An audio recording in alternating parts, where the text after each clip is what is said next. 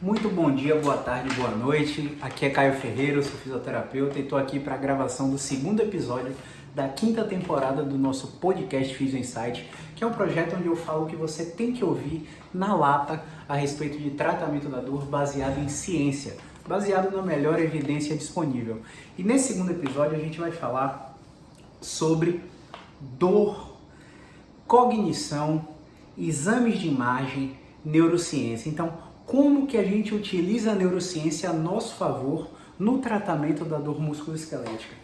Você que está me assistindo aí agora, me escutando no Spotify, no Apple Podcast, na plataforma de sua preferência, eu quero que você me diga se você consegue dirigir sem ao menos entender o que é dirigir, né? Você vai fazer uma autoescola, vai comprar seu carro, vai entrar no carro para então começar a dirigir. Então não existe a gente se submeter alguém ao tratamento de uma dor, sendo que a gente não sabe o que é dor.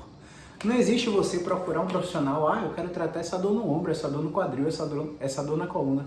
Mas você já parou para pensar o que é dor? Ou você só foi no Google e botou lá, dor de coluna, tratamento? E aí você achou câncer, achou tudo que é ruim, né? Então eu não recomendo que você vá para o Dr. Google, tá? Então a gente tem que entender o que é dor. Então eu vou simplificar, aqui segundo a Associação Internacional para o Estudo da Dor, a IASP. Dor é sensação, emoção e pensamento. Sensação desagradável associada à lesão real ou potencial. E eu quero te dar um exemplo aqui agora. Você está de luto, né? Você perdeu um ente querido para Covid, um exemplo. Você está sentindo dor. Só que essa dor não é, entre aspas, física. E vamos parar de usar essa terminologia de dor física e psicológica. Não existe essa distinção. Essa distinção nas escolas de psicologia, de psiquiatria, nas escolas de fisioterapia, é dada somente didaticamente, para que você entenda alguns conceitos.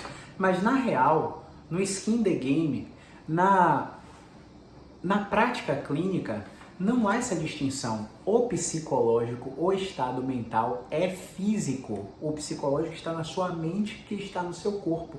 Tudo é físico, entre aspas, tá? Então vamos, só para melhorar esses conceitos que a gente tem empregado na prática clínica, tá? Então, experiência sensorial, emocional, desagradável associada à lesão real ou potencial. Essa é a definição da dor, segundo a ótica da moderna neurociência, dos mais recentes estudos científicos.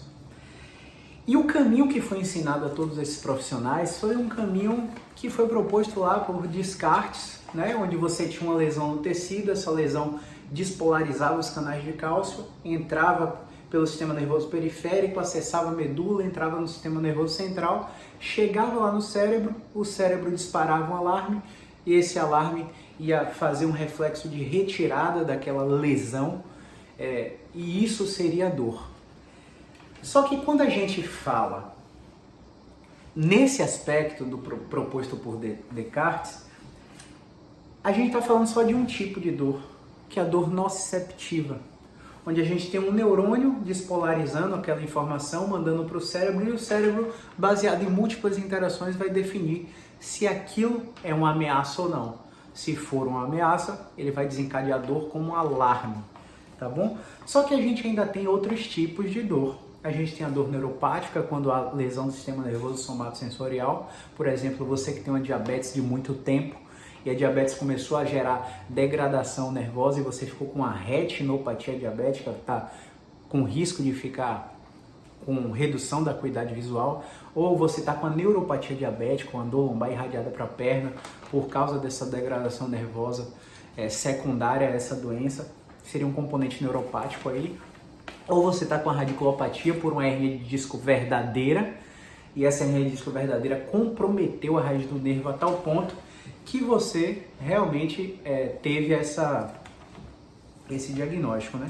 E você tem um outro tipo de dor também, que é a dor nociplástica, que é quando não há evidência de lesão de estímulo nociceptivo, não há evidência de lesão real no tecido, não há evidência de lesão do sistema nervoso somatosensorial, você não tem uma neuropatia, mas mesmo assim o paciente manifesta dor há muito tempo, geralmente há mais que 3 meses. Nesse componente nociplástico, o sistema de alarme do nosso corpo, ele está desregulado. E eu gosto de te dar eu gosto de fazer uma analogia para que você entenda o seguinte. Sua casa tem um alarme para se eventualmente ela for assaltada, o alarme disparar, tocar no seu celular, já ir direto para a central, ligar para a polícia para tentar evitar esse roubo, né, esse furto.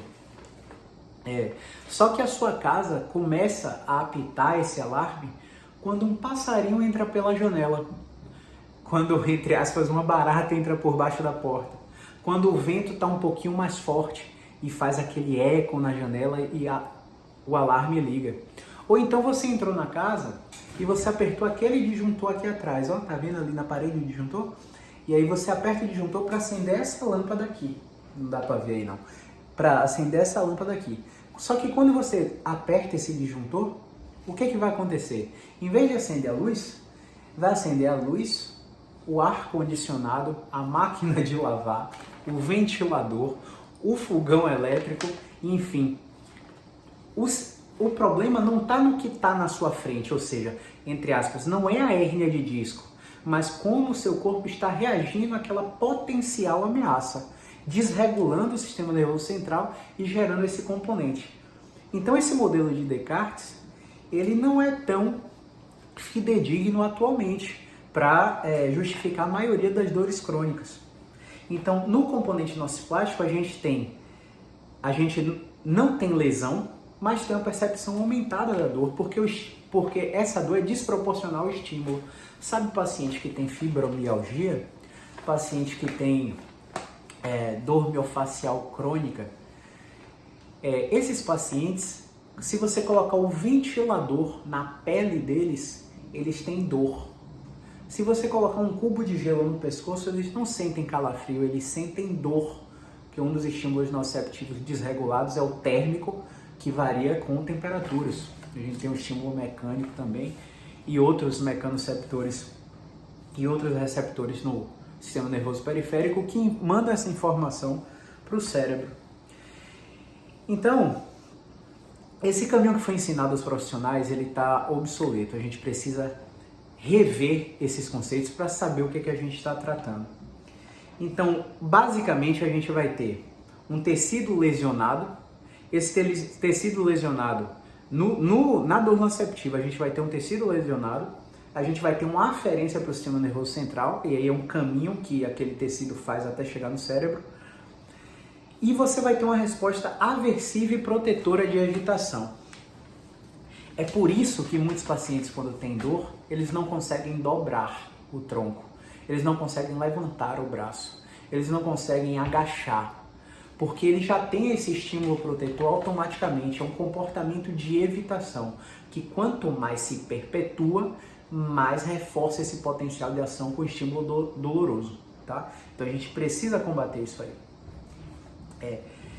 E por que isso acontece? No caso, por que isso acontece na dor nociplástica? O sistema nervoso central ele é influenciado por múltiplos fatores, e eu vou falar alguns deles aqui. O fator número 1 são as emoções e os sentimentos. Lembra do conceito? Experiência sensorial e emocional desagradável. Esse é o conceito de dor. Então, se o cara tem luto, raiva, medo, ansiedade, ele já está com a tomada enfiada no 220. Ele já tem um fator que vai aumentar ou reduzir a percepção do sintoma. Por isso que tem muito paciente que quando viaja, sente muito menos dor, porque o sistema nervoso central está com outras emoções que liberam mais endorfina na corrente sanguínea, mais serotonina, inibe glutamato, substância P, e tudo isso faz com que o paciente sinta menos dor. Então as emoções são um fator. Os pensamentos. Eu recebi um paciente que, quando ele tinha crise de coluna, ele entrava em pânico e ficava gritando: meu Deus, eu vou morrer, eu não estou aguentando mais essa dor, eu não consigo ficar em pé. E a gente sabe que isso é altamente desproporcional, por mais intensa, por menor que seja o limiar de dor do paciente, isso é desproporcional. Porque uma dor de coluna, eu não digo 100% dos casos, porque em saúde a gente não pode falar 100%, mas em 99% dos casos, ela não vai levar o paciente a óbito. Mas os pensamentos, pessimismo, vou morrer, meu Deus, é grave, deixa eu fazer logo essa cirurgia.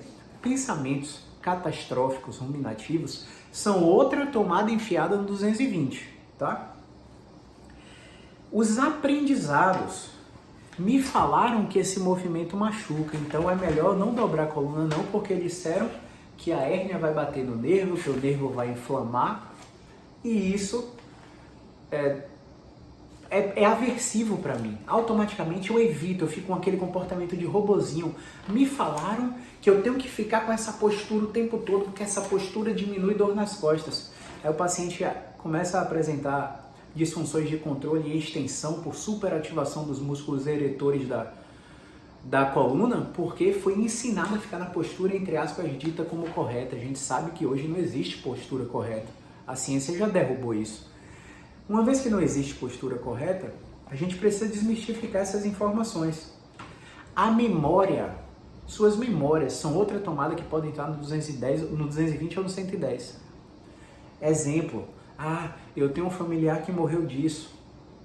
Eu tive esse episódio há 10 anos atrás, meu Deus, fiquei com falta de ar, quase sem respirar, tive que ir para emergência. Então tudo isso foi armazenado numa gavetinha do seu cérebro para então, quando você tivesse uma nova experiência ameaçadora, você se lembrar, aquela memória ser aflorada para você se proteger daquela ameaça.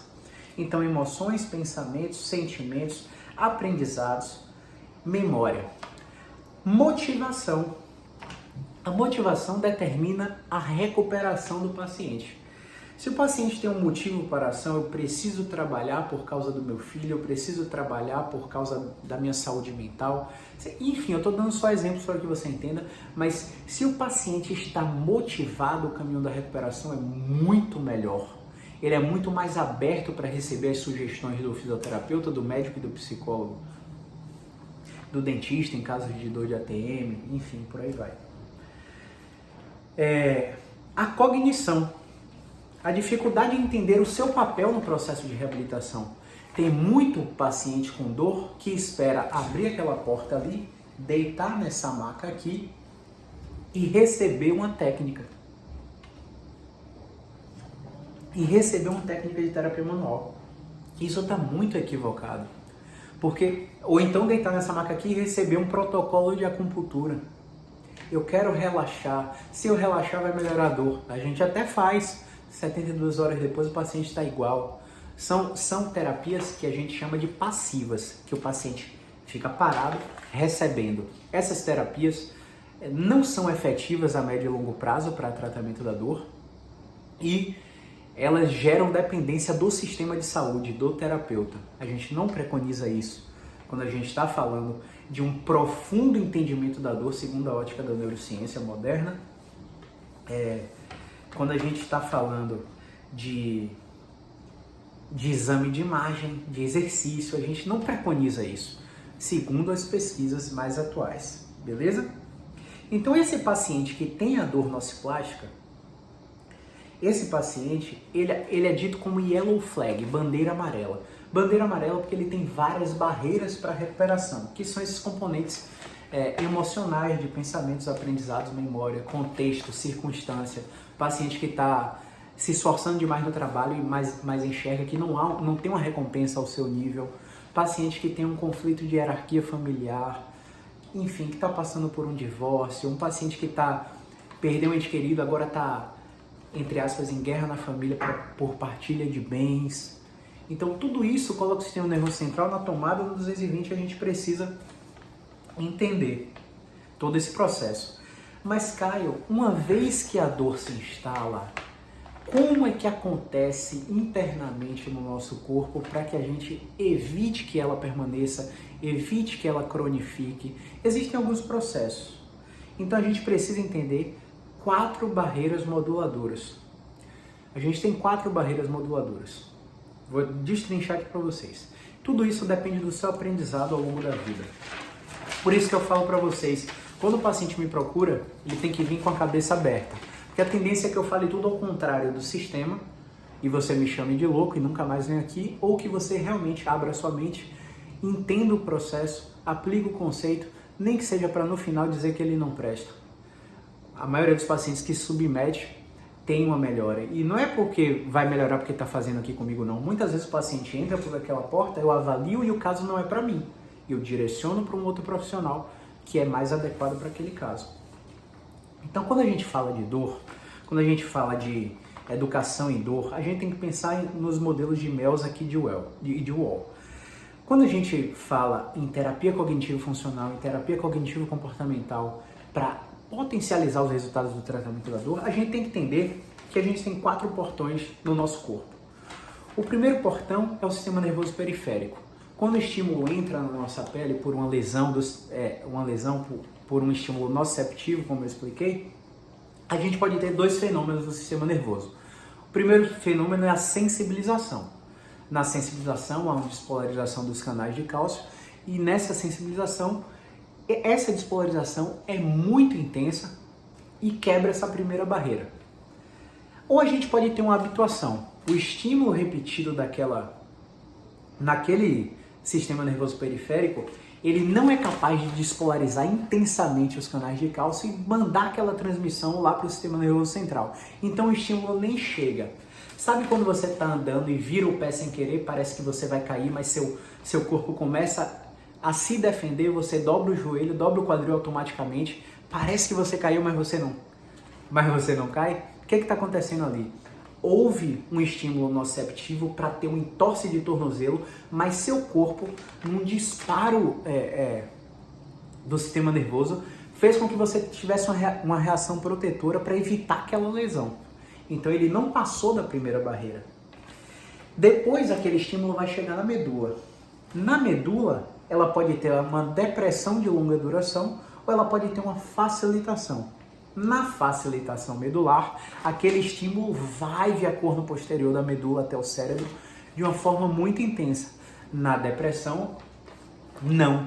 A medula é capaz de fazer sinapses modulatórias no seu sistema nervoso para evitar que aquele estímulo passe do segundo portão. O terceiro gate, o terceiro portão, é o tronco cerebral, que pode facilitar a inibição ou inibir a facilitação. Então, quando o tronco cerebral inibe aquela facilitação medular, aquele estímulo chega lá no tronco e não transpassa ele. Então, o paciente teve aquela barreira, ele não percebeu a dor. Aquele estímulo não foi potencialmente ameaçador ao ponto de manifestar a reação dolorosa. Quando o tronco cerebral facilita aquele estímulo, ele passa do terceiro portão e chega lá em centros supracerebrais, lá no córtex. Quando ele chega no córtex, no quarto gate, no quarto portão, existem várias teias. Vamos chamar de hub. É aquele exemplo que eu falo. Quando você pensa em maçã, o que é que vem automaticamente? Fruta. O que é que vem automaticamente? Saúde. O que é que vem automaticamente? Exercício. Então são várias teias interconectadas. Ali no córtex é a mesma coisa. Vai para o sistema somatosensorial, vai para a amígdala, vai para a ínsula, vai para córtex cingulado anterior, vai para aquele estímulo vai para várias estruturas do cérebro. Nessas estruturas do córtex, quando esse estímulo se perpetua por muito tempo, há 3 meses de dor, 6 meses de dor, 10 anos de dor, 5 anos de dor, o córtex ele sofre alterações morfofuncionais. Ele aumenta a substância cinzenta, diminui a substância branca, e existe uma hipertrofia dos centros suprassegmentares, existe uma hipertrofia da amígdala, que é uma região que faz com que o corpo detecte a ameaça de uma forma muito precisa. Então, quando a gente tem todas essas alterações na forma do cérebro, depois de muito tempo de dor, a gente quebra esse quarto portão também. Então o estímulo, que era nociceptivo, ele passa pelo sistema nervoso periférico, medula, tronco cerebral, chegando no córtex. Simplificando. Chegou no córtex, interação com múltiplas áreas, áreas de pensamento, memória, de sentimento. Por isso tudo interfere. Por isso não é só a hérnia. Por isso não é só a tendinite, a bursite. Tudo interfere. Quando o córtex facilita a inibição desse estímulo, o que vai acontecer? O seu cérebro é capaz de produzir uma farmácia interna, os opioides endógenos, substâncias noradrenérgicas, serotoninérgicas. E as chaves para regular esses 4 portões que eu acabei de citar para vocês aqui são aqueles fatores de entendimento, de personalidade, de memória, de pensamento, de emoções, de sentimento, de motivação. Então, de aprendizado, quando a gente fala de aprendizado, a gente tem que explorar muito a terapia cognitiva, porque a gente tem que expor gradativamente o paciente a uma nova experiência. Se ele travou dobrando o tronco, a gente tem que fazer ele dobrar o tronco. Se ele sentiu dor no joelho pulando, fazendo agachamento, tem que fazer ele agachar. Se ele tem medo de avião, tem que expor ele gradativamente ao processo de chegar ao avião. Porque quando ele dobra a coluna e percebe que ele está mexendo e não está piorando, ele tem uma nova experiência. Essa nova experiência vai desmistificando aquela crença de que aquele movimento era ameaçador e o paciente vai reduzindo a dor. Então, toda a educação no processo de tratamento da dor, ele deve guiar o automanejo do paciente, o empoderamento do paciente, a autonomia do paciente. Se o terapeuta está deitando você na maca e fazendo técnicas por você, amigo, saia correndo, porque não é um tratamento efetivo baseado em ciência. Beleza? Então, eu quero fazer uma tríade aqui com vocês agora, que é o pensa, sente e age. A gente tem que mudar essa relação. Se eu tenho crença de identidade, que a minha coluna, que o meu joelho, que o meu quadril, que o meu ombro é frágil, que está machucado, que vai quebrar, eu penso dessa forma, eu sinto dor e eu me comporto, a minha ação, o meu comportamento é evitador. Como é que eu mudo essa relação?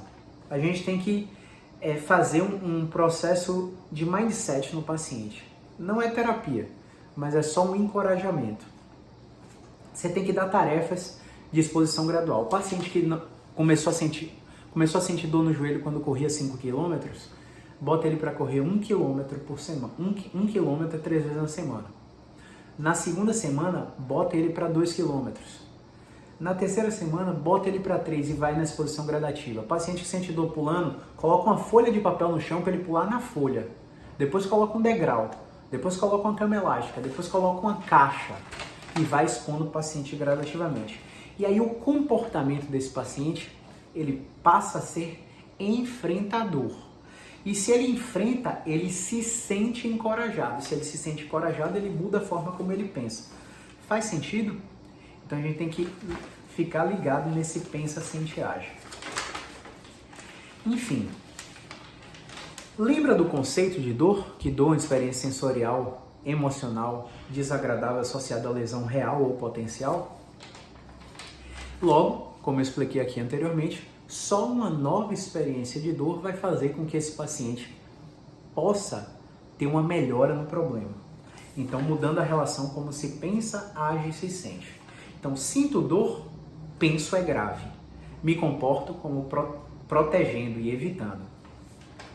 Se eu mudo o meu comportamento e me exponho gradualmente, vejo que aquela dor não piora, o processo não é simples assim, tá? Existem várias ferramentas que a gente usa no tratamento para encorajar esse paciente a se expor gradualmente, mas eu estou dando só um know-how para que você entenda como funciona. Se eu me exponho gradativamente, percebo que não piora, logo eu penso, parece não ser grave como eu achava. Então, o que eu sinto de dor começa a diminuir.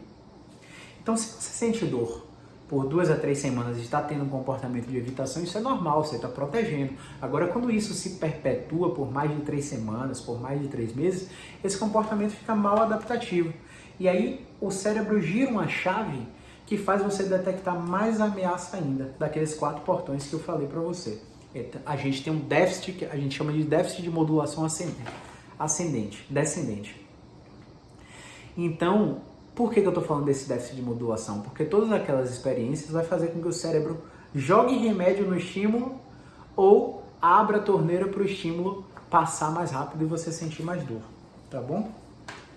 Agir gradual, sentir diferente, pensar diferente. Agora, pessoal, dito tudo isso, veja bem. Quando o paciente tem dor e vai fazer um exame de imagem, qual é a proposta do exame de imagem? A proposta do exame de imagem é, ora, eu preciso detectar o que tem dentro. Será que a minha estrutura está alterada? Será que a minha hérnia está inflamada? Será que o meu nervo ciático está inflamado? Será que o meu plexo braquial está inflamado? Será que minha ATM está inflamada? O exame de imagem, ele detecta a forma, como você é por dentro, a estrutura. As pessoas que não têm dor também têm as alterações de imagem. Será que o exame vai determinar a função? Muita gente fala que a estrutura governa a função. Eu não concordo com isso. Muitas vezes o paciente tem a estrutura alterada e a funcionalidade preservada. Então o exame passa a não ser sensível, pensando por esse ponto de vista. Uma vez que esse exame não é capaz de determinar a função, o movimento, a tarefa que o paciente está executando, vamos pensar aqui um pouco. Se você meter uma endoscopia no estômago de um paciente com dor de estômago, né? Você vai achar alteração, gastrite leve e tal. E se você meter uma endoscopia em quem não tem dor de estômago, você vai achar alteração? Também, na maioria dos casos. A prevalência de achados anormais na endoscopia gastroenterológica digestiva alta é praticamente igual em pacientes sintomáticos e assintomáticos. Logo, a endoscopia deixa de ser sensível para dizer, o que eu achei ali na endoscopia é que está provocando minha dor de estômago. Vamos pensar no intestino. Qual a prevalência de achados anormais no intestino através de uma colonoscopia em pacientes com dor abdominal, com cólica abdominal, com diarreia? A prevalência é praticamente igual. Vamos pensar em coluna. Se eu fizer uma ressonância magnética na minha coluna, vai ter lá uma hérnia L4, L5. Eu faço deadlift, levantamento terra, com 140 kg. Eu faço leg press com 250 kg. Eu faço agachamento com 120 kg. Eu nunca tive uma crise de hérnia. Tá, cara, você está falando de você. Vamos falar dos outros. Se a gente começar a fazer ressonância na coluna de pessoas que têm dor e que não têm dor, a prevalência desses achados anormais é igual em sintomáticos e não sintomáticos. Logo, não dá para dizer que o que está na ressonância está justificando a dor do paciente. Vamos pensar no cérebro. Quantos pacientes tiveram dor de cabeça, tontura, foram neurologistas, fizeram a ressonância do crânio e falaram ali, parece que você teve um pequeno AVC que não foi sintomático. Muitos pacientes já passaram por isso, acredite. E quando você compara os pacientes que de fato tiveram sintoma, que não tiveram sintoma, você também acha aqueles pontos esbranquiçados no encéfalo do paciente através de uma ressonância magnética. Só para você ter uma ideia, a gente conhece hoje cerca de 10 a 15% do encéfalo. Então a neurociência está tentando descobrir o comportamento de 90% das áreas do cérebro que ainda não estão detectadas. O que a gente tem já é muito bom, mas precisa evoluir mais. E precisa se pensar que quanto mais diagnóstico a gente dá para o paciente, mais complicada fica a vida do paciente. Mais incapacidade, mais dor, mais sensibilidade do sistema nervoso, mais ansiedade, mais preocupação, mais privação de sono. E tudo isso coloca o paciente lá naquela tomada do 220. Então, o exame, ele não vai determinar a função. A gente tem que ficar ligado nisso. Voltando para o assunto de coluna, de estrutura, de tecido musculoesquelético, essas pessoas que não têm dor acham hérnias, acham abolamento, acham protusão, acham degeneração, acham artrose, acham rupturas de ligamento, encontram condropatias patelares no joelho, cistos no quadril, tendinite nas múltiplas articulações. E aí a gente falou muito de ressonância, falar um pouco de eletroneuromiografia, que é um exame extremamente doloroso para quem faz, né? Coloca algumas agulhas no trajeto do nervo para detectar aquele potencial de ação, se há alguma interrupção na condução elétrica daquele nervo. E aí muitas vezes é encontrada essa alteração. Só que quando a gente testa o paciente funcionalmente, não é compatível com a clínica. Então o paciente chega com hernia de disco, faz radiografia, faz ressonância, faz eletroneuromiografia, toma remédio, toma injeção, é candidato à cirurgia, mas não foi testado adequadamente do ponto de vista musculoesquelético, para saber se tudo aquilo que ele achou no exame é de fato compatível com a prática clínica. Os profissionais estão botando os pacientes sentados na mesa, anotando a história do paciente, e ao anotar a história, não colocam ele para se submeter a testes de movimento. Essa é a grande falha do sistema, que faz com que o sistema custe muito caro para o perfil de paciente. Quando a gente fala de intervenções para artrose, a gente pensa em plasma rico em plaquetas, ácido hialurônico, vários tipos de injeções de corticoide com substâncias importadas, super caras. E quando os estudos comparam essas substâncias com aplicação de água com sal na articulação, o efeito é igual, ou seja, uma substância inerte. É o mesmo efeito dessas substâncias super caras que muitos profissionais aplicam. Então a gente tem que repensar o modelo de saúde segundo a definição de dor, para abordar o paciente de uma forma multidimensional, para que ele não sinta que a experiência dele foi negativa no sistema de saúde, que ele está sendo enrolado o tempo todo. Então, pessoal, lembra do pensa, sente, age? Vamos lá. Se o paciente vai para um consultório médico ou fisioterapêutico, leva o exame de imagem, e o profissional olha para aquele exame de imagem e fala, você está com a coluna de 80 anos, sua coluna está frágil, você não pode impacto, seu problema é cirúrgico, se você não fizer cirurgia você vai ficar cadeirante. Tudo isso pode até ser real, mas sem tentar o tratamento conservador, amigo, você está jogando na Mega Sena. É uma probabilidade muito aleatória de você ter resultado. O tratamento que a gente tem que tentar tem que ser baseado em evidência. Porque, apesar dos dados, como eu falei, né, os dados do exame de imagem são incompatíveis com a prática clínica na maioria dos casos, se o paciente olha a radiografia e faz uma cara feia assim, o paciente já se assusta. O paciente já muda o comportamento na mesma hora. É instantâneo, é inconsciente. A forma de andar muda, a forma de abaixar, de dobrar, de sentar, de levantar, tudo isso muda. Então, como é que vai ser o comportamento do paciente diante de todas as informações que a gente chama de nocebo? O profissional encorajou o paciente ou amedrontou o paciente? É muito importante que a gente discuta isso. A abordagem do profissional gerou evitação, desuso, incapacidade ou gerou confrontação, encorajamento, autoeficácia? Então, nesse esquema de sinto, penso, me comporto, sinto, penso e ajo, o aumento da dor se dá através de um ciclo. Esse ciclo a gente diz que é iatrogênico. Esse ciclo simplesmente fica se repetindo ao longo da vida, porque as informações que são passadas aos pacientes não são baseadas em ciência. E a gente fica nesse ciclo interminável.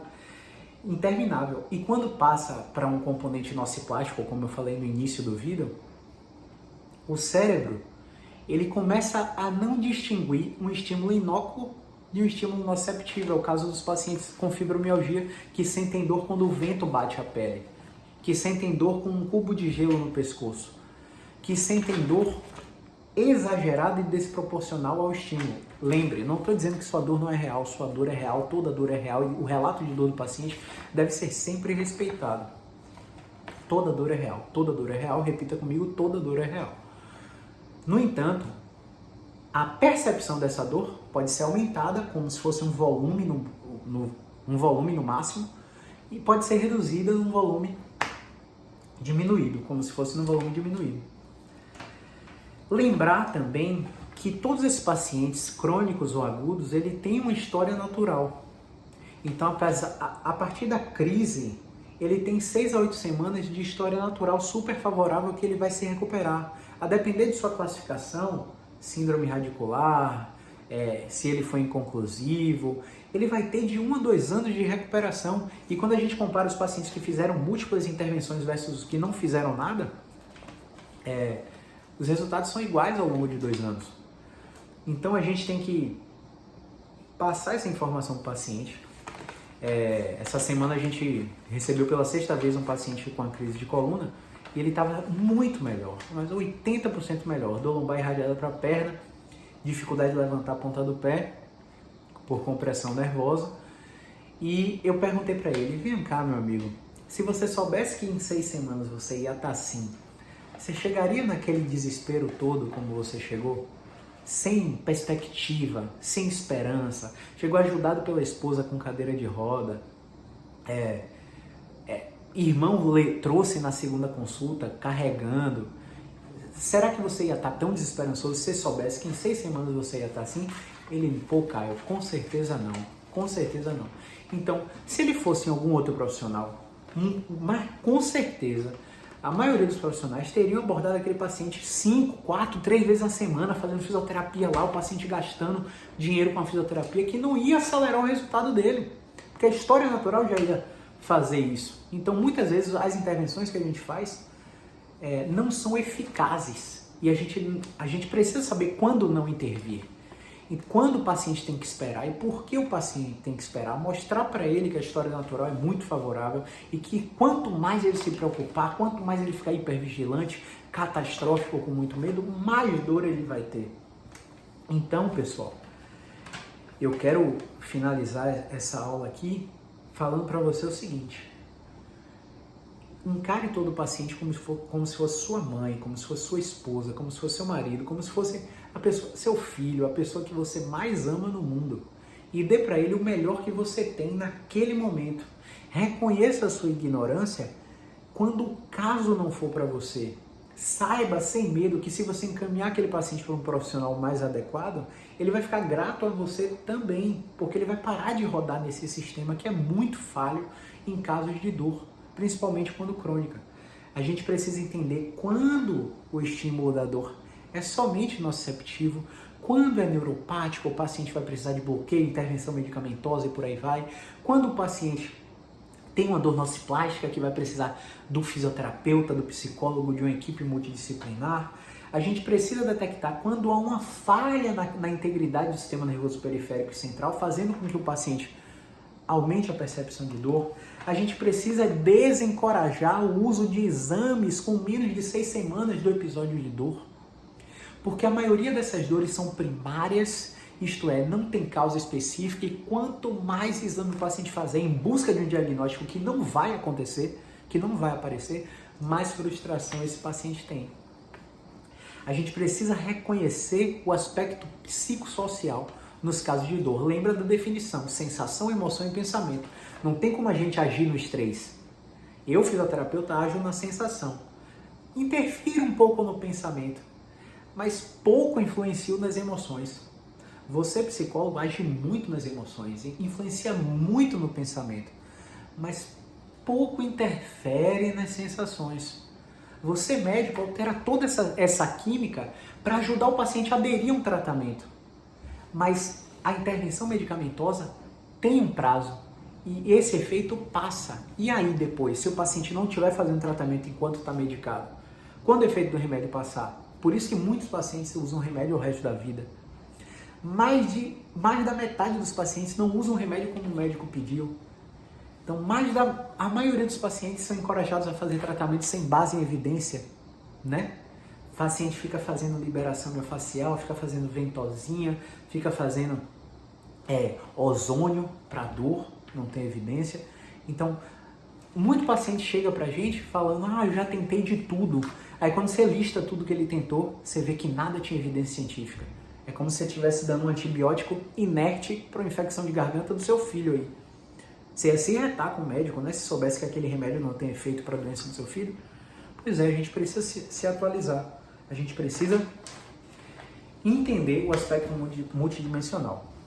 Então, se você ficou com alguma dúvida sobre tudo isso que eu expliquei, a parte técnica, a parte mais explicativa, manda aqui nos comentários. tá? Coloca aqui no YouTube, já vai ativando as notificações do YouTube para receber vídeos, se inscreve no canal, deixa um comentário se você está assistindo pelo Instagram, participa das enquetes se você está escutando pelo Spotify, pelo Apple Podcasts. E a gente está aí.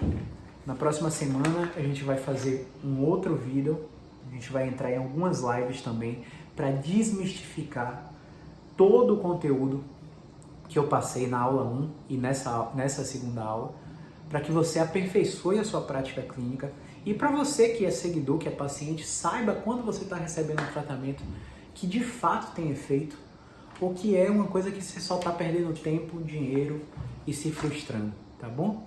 Um grande abraço, movimento é vida.